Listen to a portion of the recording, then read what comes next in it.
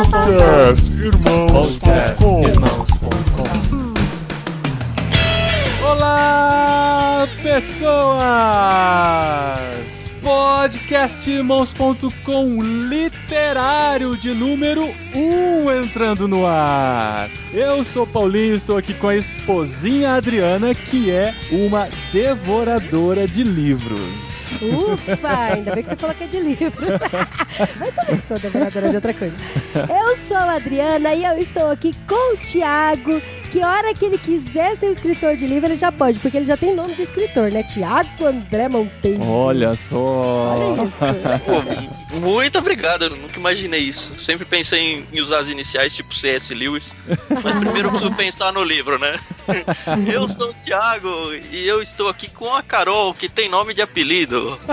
Verdade. Muito bom, é isso mesmo.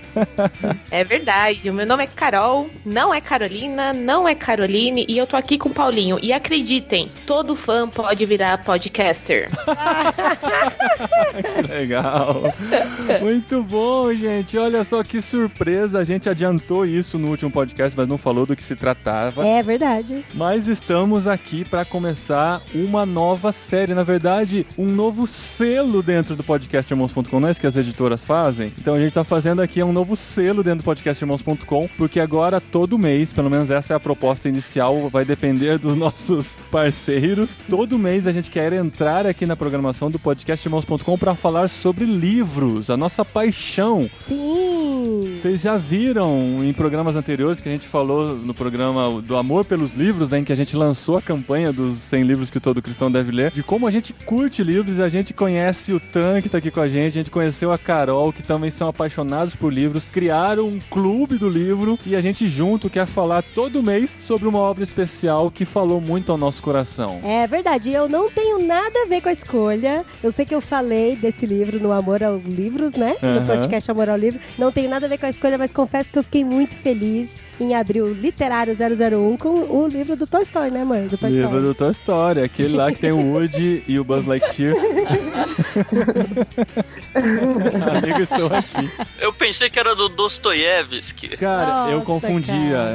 Você viu, né, Tan? A gente falando sobre o livro, eu falando Dostoiévski. É porque eu não peguei o livro na mão, ele tava na estante aqui do meu lado. Eu falando Dostoiévski, Aí a preguiça de ficar em pé? É, pegar de esticar o o braço e pegar o livro que tá a 1 metro de distância, eu falando Dostoiévski. Ainda pesquisei no Google como digitar Dostoiévski pra não passar vergonha. Ah, isso que eu ia falar, ele não errou o nome dele.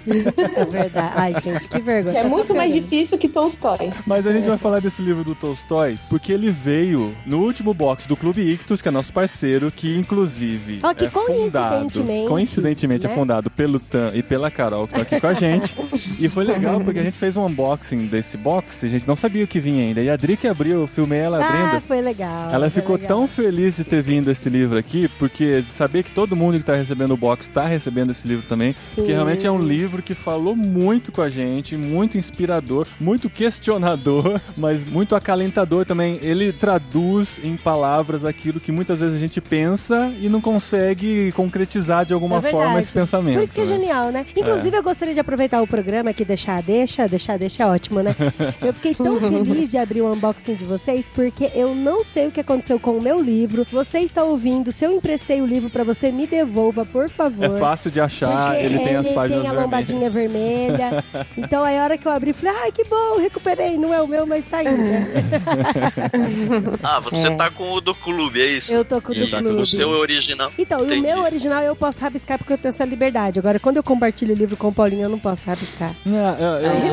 Eu Paulinho, tenho que, sacanagem. eu tenho que confessar Ele que não agora eu tô deixa. mudando de opinião. Não deixa ele. Porque assim, eu sou da opinião de que quando a gente lê um livro com anotações e com rabiscos, o seu olho é guiado pra dar mais importância pra aquilo e ignorar um pouco o que tá no entorno. E eu não gosto de ter essa influência, sabe? Eu gosto de sentir a experiência toda e aí eu elencar o que é mais importante. Mas com certeza ler anotando, a gente cresce muito mais. Esse livro eu li fazendo anotações e foi muito legal. A gente cresce. Porque agora Mas a gente é que é pode diferente, revisitar. Porque, por exemplo, tem livro que eu tô estudando mesmo. Tem tem livro que eu tô lendo, não deixa de ser um estudo, mas porque eu gosto de viajar na história e tal. Mas tem livro que eu tô estudando, eu marco, tem princípios, eu volto, ponho post-it, coloco post-it na Bíblia da mesma cor, sabe? E aí é uma libertação quando eu ganho um livro que é meu, que tem meu nome, e aí eu posso escrever de lápis no livro. Mas essa de anotar as margens é fundamental. Pra gente foi fundamental, porque o primeiro kit que a gente montou no Clube Ictus, a gente usou o C.S. Lewis indicando livros.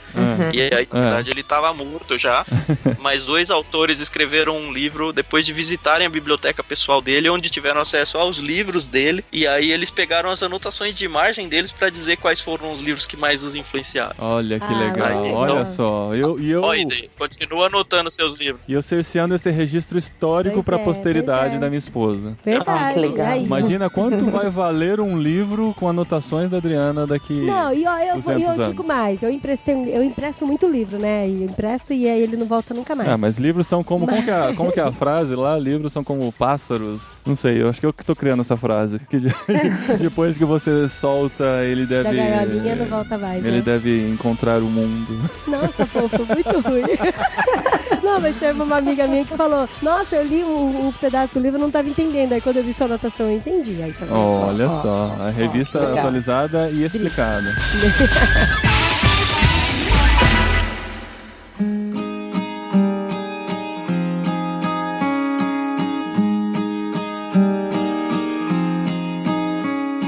E a gente tá aqui hoje para falar do livro Uma Confissão do Lev Tolstói.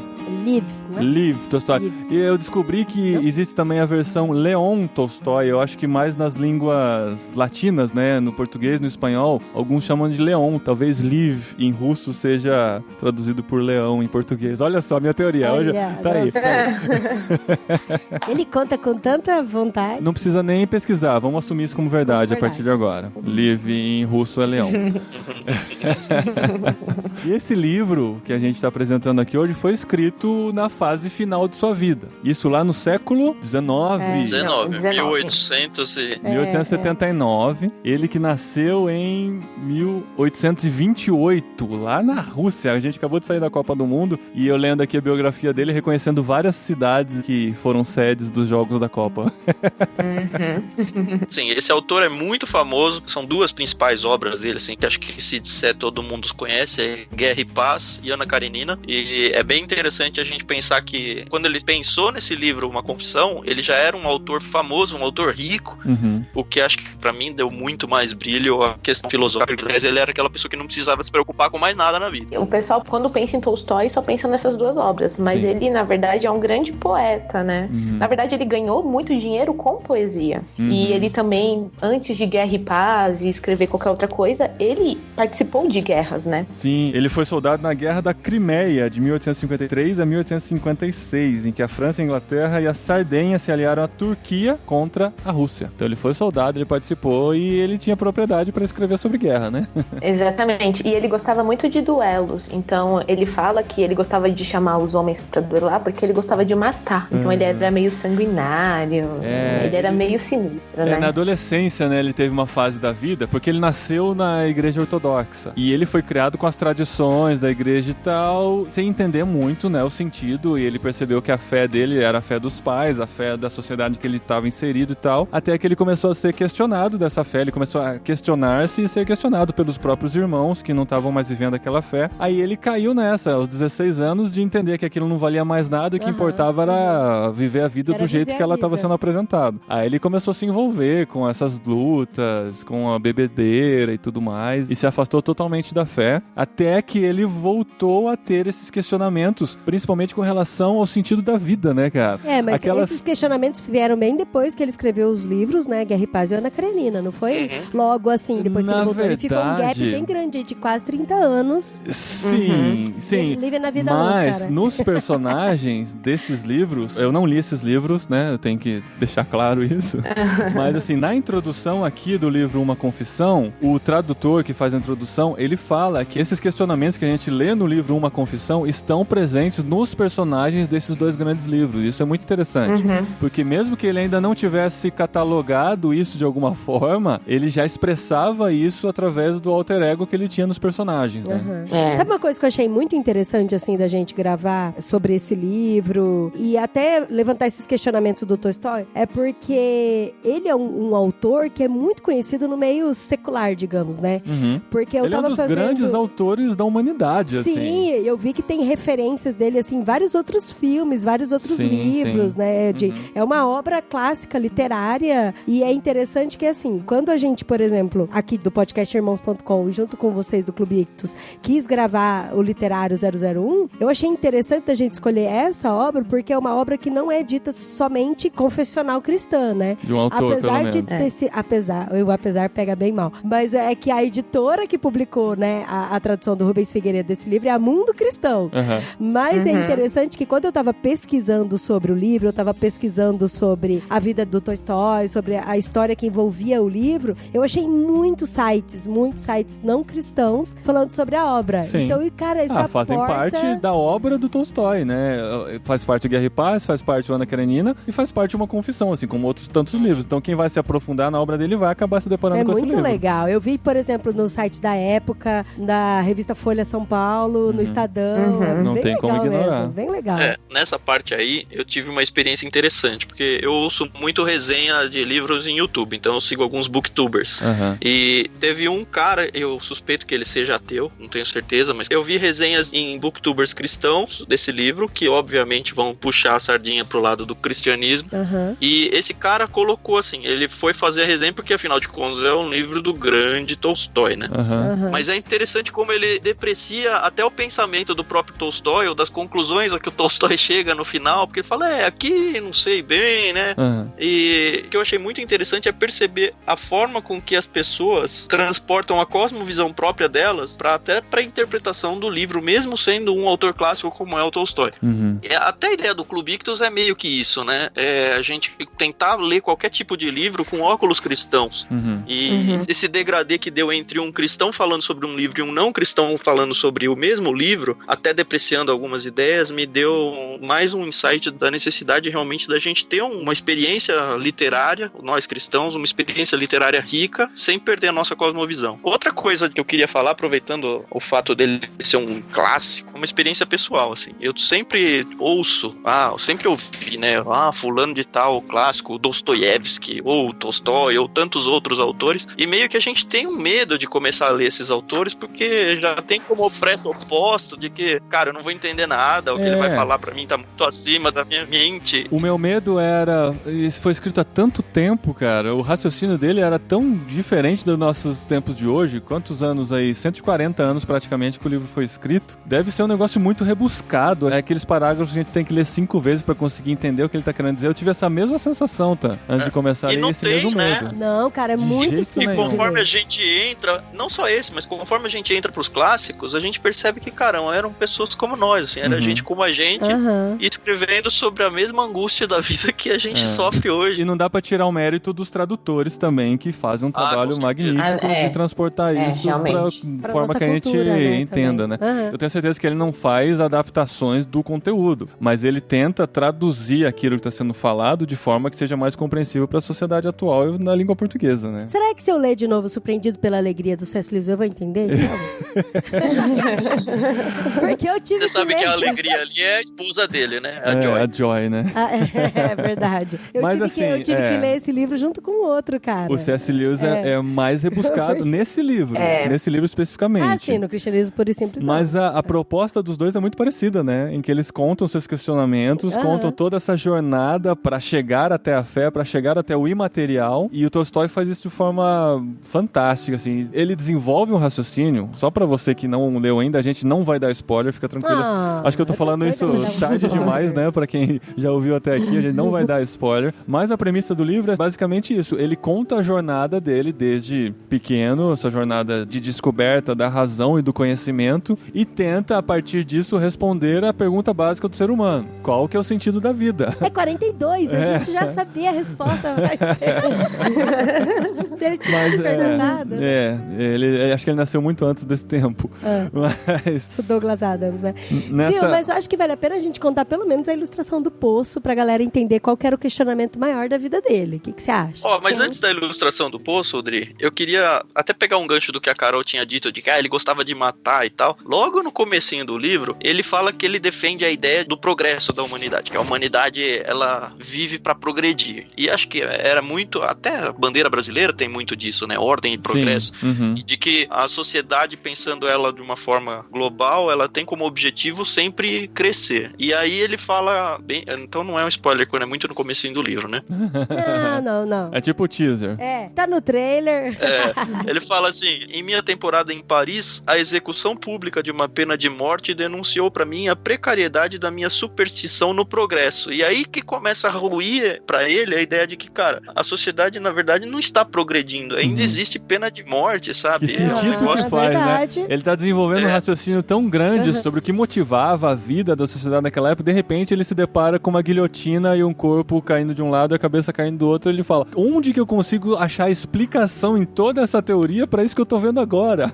Que sentido faz isso? E aí ele começa a colocar colocar as bases dele em xeque, né? Eu não sei se exatamente ele começa a colocar a fé dele em xeque, ou se, na verdade, ele vivia uma fé que foi creditada de família dele, entendeu? Porque ele nasceu numa família cristã, né, dita cristã, onde ele recebeu todos os ensinamentos. Ele fala que ele teve aprendizado e ensinamento junto com os irmãos dele, os ensinamentos éticos de Jesus e tal. E aí, que fé que ele teve, né? É uma fé que foi repassada pra ele como família, ou foi uma fé que ele vivenciou? E aí, depois, quando ele começa a ter os questionamentos aos 50 anos de idade que ele escreve esse livro, às vezes ele fica pensando, cara, mas será que isso realmente eu acreditava? Ou será que eu acreditava pela família? Entendeu? Por ter repassado de geração em geração. Porque eu já tive contatos realmente com jovens que têm os mesmos questionamentos quando entram em faculdade. Eles passam a falar, caramba, será que isso é realmente uma coisa que eu acredito? Ou é uma história que eu sempre ouvi desde criança e nunca parei pra pensar nisso, sabe? Acho que todo mundo um dia tem que ler esse livro. Não importa se você vai ler Guerra e Paz, não importa se você é cristão ou não, porque é impossível você não se identificar com ele. Com os questionamentos.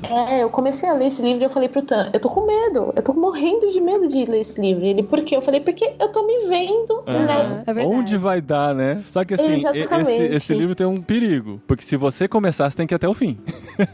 Senão você se mata no meio. Exatamente. A Carol já tava com a faca da cozinha já. Eu li, a cara de rocambole. Sem brincadeira, eu li em uma sentada e meia. Eu sentei 2h30, eu li 10 capítulos e depois na última meia hora, em uma situação seguinte, eu li a conclusão, que era o restante do livro. Porque assim, é um livro curto, é um livro objetivo, o raciocínio tá muito claro. É bom que você diga isso, né? Porque o Ana Karenina e o Guerra e Paz são tijolaços. Isso aqui tem 127 páginas só, então é pra você ler em página. Além de ter poucas páginas, as letras são grandes. Assim, vai na fé que dá pra ler em 3 horas. Exatamente. E assim, eu sou o tipo de leitor que às vezes eu me distraio e eu não consigo perder aquele capítulo em que eu me distraí. Então eu vou voltar, eu vou reler aquele capítulo. Então assim, se eu digo que deu pra ler em 3 horas, se você tem uma leitura mais dinâmica que a minha, você talvez leia em 2. A Adri talvez leia em 2. Eu leio mais rápido. Que ela lê bem mais rápido e o meu raciocínio precisa de um pouco mais de concentração. Mas assim, eu recomendo essa experiência de você sentar, separar um tempo, tá no meio das suas férias lá, fala pra família, ó, vou sair 3 horas agora, não leva celular, isso é muito importante. Eu tive essa experiência de deixar o celular e ir só com o livro. Leva uma lapiseira pra você anotar o seu livro. Vai fazendo as anotações. Se você não tiver um marido que nem o meu, você pode. Olha, mas uma coisa interessante que é assim, ontem eu tava no parquinho com as crianças e aí eu deitei, era noite, né? Aí eu deitei naqueles tapetinhos de EVA, fiquei olhando pro céu, vendo um monte de estrela e eu tava ouvindo a música do Coldplay e, cara, Coldplay destrói a gente, né? Eu tava ouvindo aquela Fix You do Coldplay e, cara, na hora eu comecei a lembrar dos questionamentos mesmo que ele fez do livro de uma confissão, sabe? Da questão do sentido da vida, de por que a gente tá aqui. Quem nunca nunca teve um pensamento desse de olhar pras estrelas e falar, cara, se eu não tivesse sido aquele embrião fecundado, eu podia estar aonde? Não podia não estar, né?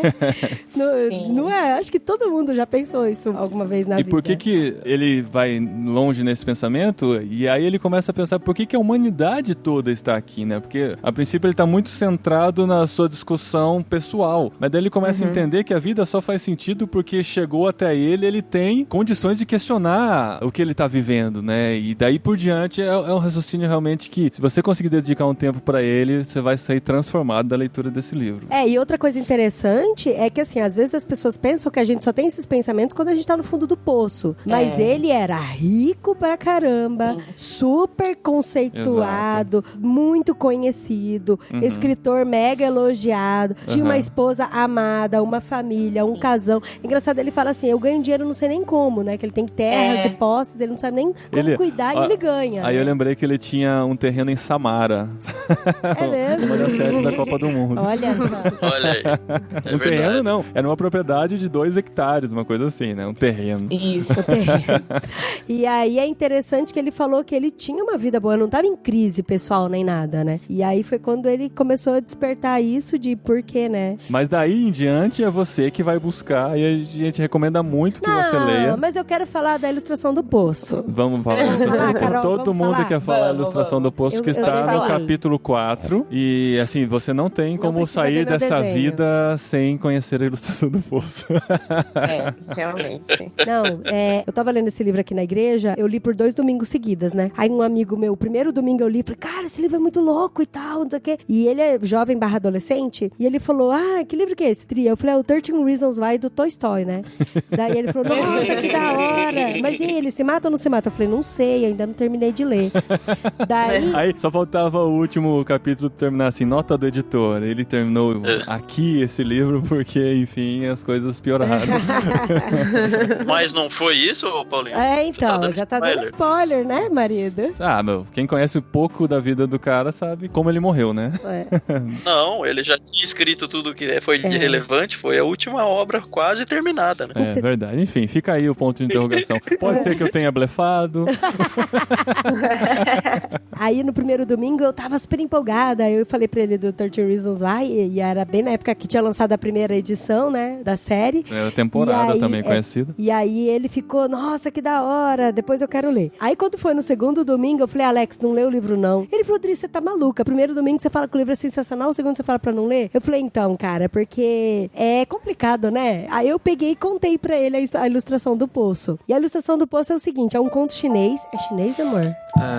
É oriental, né? É um conto oriental. Chinês, né? Pode ser chinês, pode ser indiano, pode ser japonês, pode ser tailandês. Não pode. Pode ser vietnamita.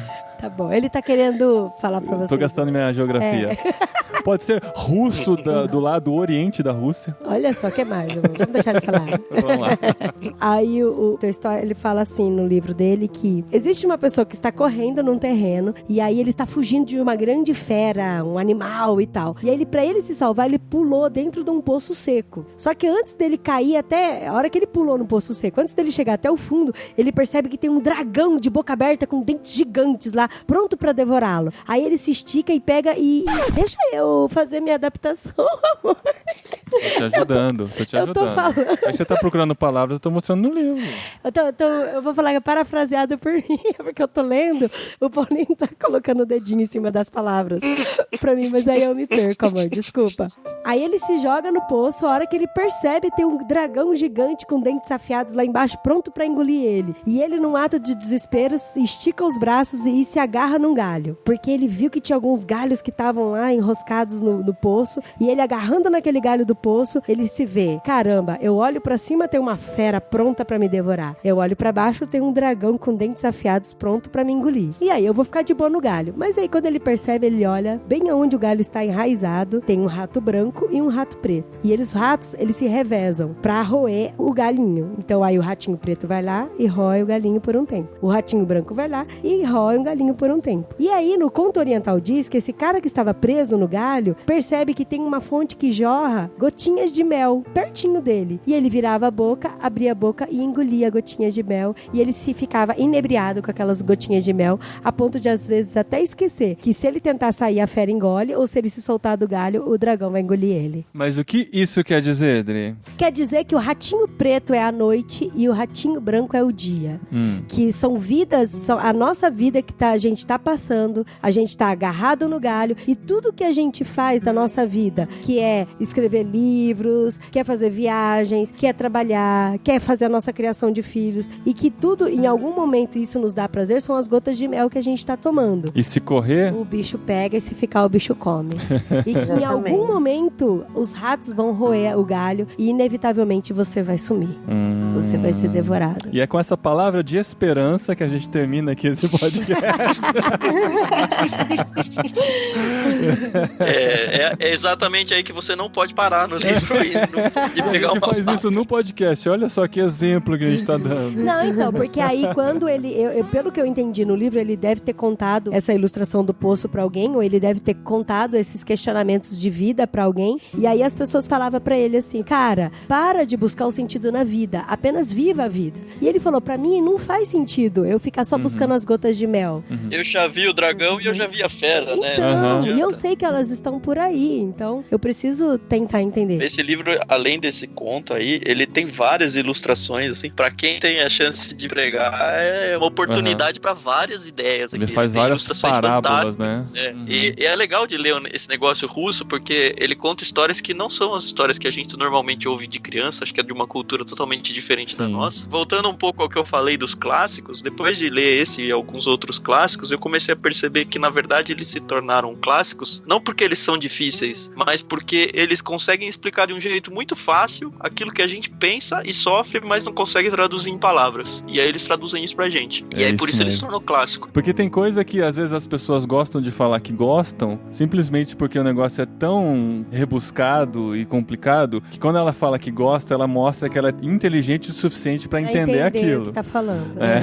Mas a gente vê que os clássicos que realmente se estabeleceram e ficaram na história são esses que conseguem se comunicar de forma clara, de forma que as pessoas consigam mesmo assimilar aquilo de alguma forma, para levantar questionamentos, para repensar a vida, ou pelo menos para gerar uma identificação com aquela obra, né? E é isso que a gente vê nesse livro do Tolstói e com certeza em toda a obra dele. E você precisa ler a história para saber como que o garotinho que ficou pendurado no galho resolveu o enigma do sentido da vida dele, viu? Então fica aí, gente, fica aí.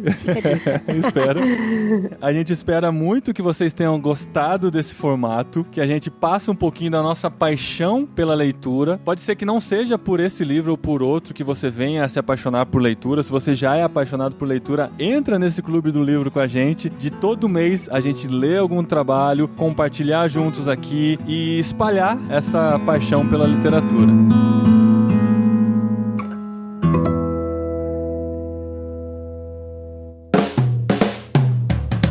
E aproveitando o Thiago e a Carol aqui com a gente já tem falado sobre o Clube Ictus por aqui, e a gente tem eles aqui para explicarem melhor do que se trata esse clube, por que você deve fazer parte desse clube para receber mensalmente livros selecionados para sua prateleira, para sua leitura, para o seu tempinho que você vai começar a reservar para ler os livros e para deixar o celular um pouco de lado, para deixar a correria do dia a dia e criar essa disciplina. Desintoxicar, né, amor? Desintoxica,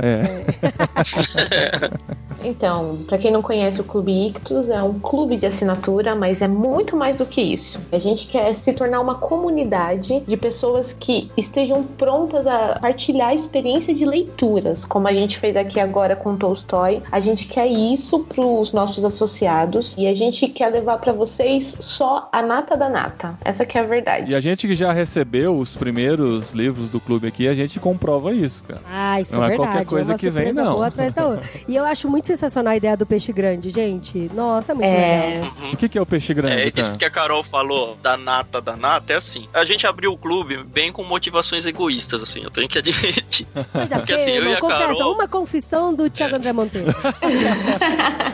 A gente gosta muito de ler, então assim, a gente é rato de livraria, assim. Então eu achava um livro e falava, ai Carol, esse livro, e ela ia a mesma coisa. E aí a gente acabou conhecendo alguns cristãos, assim, tipo conferencistas, esse tipo de gente, e a gente teve a chance de começar a conversar com alguns deles sobre livros, assim, igual a gente conversou nesse episódio.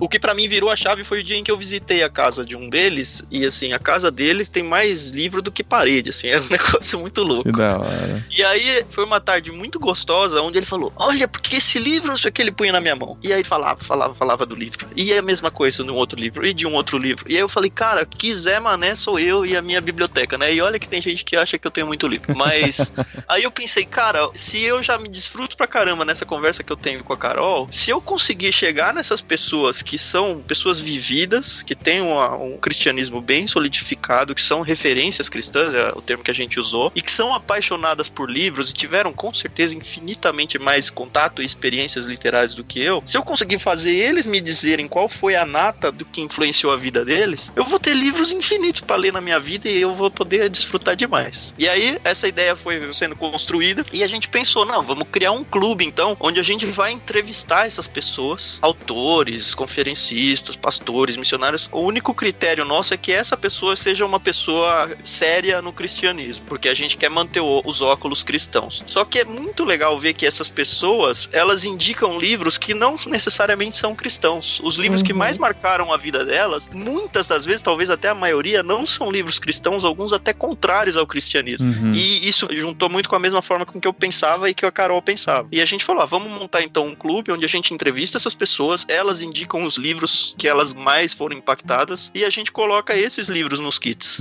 E foi assim, mais ou menos, que surgiu. Então a ideia do Peixe Grande não sou eu, não é a Carol que está indicando livros, são pessoas que a gente acha o máximo e que já passaram por um caminho que eu gostaria muito de trilhar e elas vão mostrar as placas do caminho pra gente e a gente vai seguir junto. Cara, a ideia é fantástica. Eu posso Muito dizer legal que mesmo. não teve nenhum livro que eu recebi aqui do clube que eu falei, poxa, esse livro aqui não bem faz mais ou sentido. menos, né? Não? Bem marrom Que mesmo. bom. Não, nada disso. E assim, a gente vai ficando freak, né, cara? Vai ficando maluco. Você, mas como Isso que é eu verdade, preciso ler? isso é Eu preciso ler. verdade. No último box vieram 3 livros, cara. Como Gente, que eu veio o preciso ler? Peregrino, eu não li John Bunyan ainda, não li. Agora tem oportunidade. Então tem muita coisa que desperta na gente quando a gente faz parte de um clube do livro como o Clube Ictus, e o Clube Ictus tem realmente esse diferencial de trazer pra gente algo selecionado, algo curado, né, por especialistas, por grandes pessoas da área, grandes leitores que nos orientam nisso, porque eu acho importante a gente ter a referência de alguém antes de fazer uma leitura. Eu tenho uma biblioteca, não é grande perto da do Tan, nem da do amigo do que o Tan foi visitar e tal, mas eu tenho muitos livros que a gente recebe de editoras e ganha de presente e tal, e tem alguns que estão até plastificados ainda, que eu olho e falo, poxa, nunca ouvi falar nada desse livro, eu tenho tantos livros pra ler, e esse aqui, por exemplo, um amigo meu me indicou e falou que vai fazer diferença na minha vida, então eu vou pela indicação desse meu amigo. E se eu vejo a indicação de um cara que eu respeito, eu vou ter muito mais vontade de ler aquele livro com aqueles óculos, pensando que essa pessoa que eu respeito gosta e indicou. E é o que a gente também vai tentar fazer nesse podcast literário aqui de Irmãos.com, todo mês, trazer um livro pra você se apaixonar mais por leitura, pra você desejar cada vez mais ter essa fonte de conhecimento a partir dos livros, e a gente espera que você tenha gostado, e a gente pede que você curta, compartilhe, dá o joinha aí, liga o sininho, como é que fala no YouTube quando termina os Badalo o sino.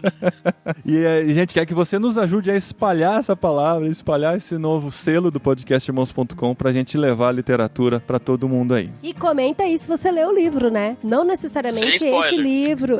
Sem spoiler. Se for dar Comenta esse spoiler, coloca uma mensagem de spoiler. Esse comentário tem spoiler. Aí você pode colocar spoiler, porque a gente pode fazer essa discussão lá também, pra gente não ficar nessa censura o tempo todo de não vamos dar spoiler, não vamos dar spoiler. Se você for escrever alguma coisa, coloca esse comentário que tem spoiler, né? E a gente pode continuar a discussão por lá. Tenho certeza que o Tan, a Carol, eu e a Adri, a gente vai ter muito prazer de continuar essa conversa nos comentários aqui. E se você leu Guerra e Paz e Ana Karenina também, e quiser complementar o programa, e né? por aí sobre vai. os personagens. E será que a gente fala qual que vai ser o próximo livro que a gente vai comentar pro pessoal se preparar, ou faz de surpresa? Eu acho que a Carol nem sabe disso ainda. A gente já decidiu pela Carol também. Deixa eu ver se ele é grosso.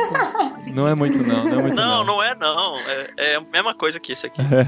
Vamos falar mais, então, talvez. vai. Vamos falar. A gente quer muito que o próximo livro, porque o Tan me convenceu disso. Que eu tenho um leve preconceito com ele. E o Tan, olha, eu entro em contradição, né? Que não teve nenhum livro que eu recebi que eu não fiquei com o nariz torto com relação a ele.